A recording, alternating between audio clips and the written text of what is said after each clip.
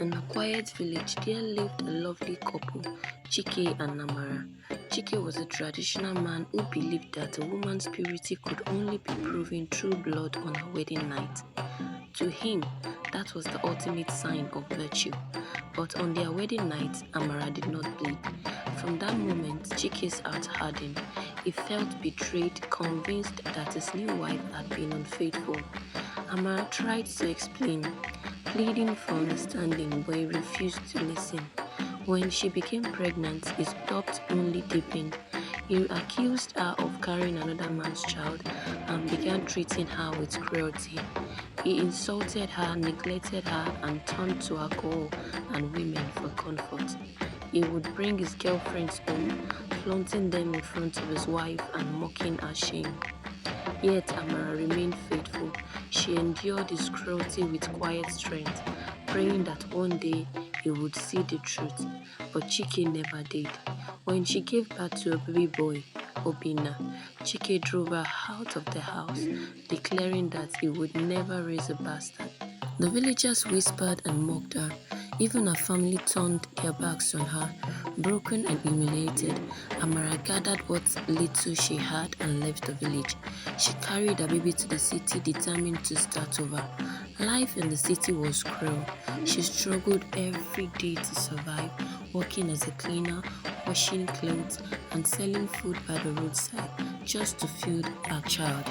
Still, she never gave up. She told her son every day, he will rise above this. As Obina grew, he became curious about his father. He asked questions his mother could barely answer without tears. Eventually, Amara told him everything, the truth about his past and how their father had rejected them. Obina was shocked. Part of him doubted his story, wondering if perhaps she had hidden something. His friends at school urged him to go to the village and find out for himself. So one day, without his mother's knowledge, he traveled to the village using the little information she had given him. When she finally found his father, what he saw broke him. Chike looked old, weak, and miserable. His eyes were hollow, his voice rough. When Obina told him who he was, Chike shouted in anger, denying him again and saying, "Go back to your mother and ask her who your real father is." Heartbroken, Obina left the village. He returned to the city confused, hungry, and deeply hurt. Still, he was determined to rise above the pain.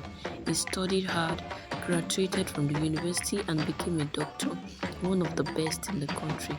Years later, a message came from the village. Chike was critically ill, suffering from kidney failure. At first, Obina refused to go, but something in him, perhaps compassion, perhaps curiosity, made him visit.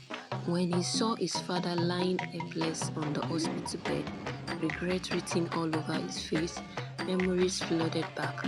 Chike pleaded for forgiveness, but Obina's heart was torn. The doctors said he needed a donor, a blood relative. Obina refused. He could not sacrifice for a man who had denied him when he needed love the most. Days passed, Chike's condition worsened, and then something extraordinary happened.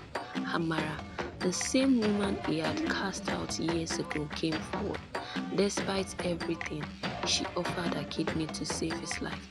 It wasn't love that made her do it, it was forgiveness. Chike wept, broken by guilt and gratitude. Amara forgave him with a calm smile, her heart finally at peace. Obina too forgave his father, though he could not give part of himself to a man who had never been there for him.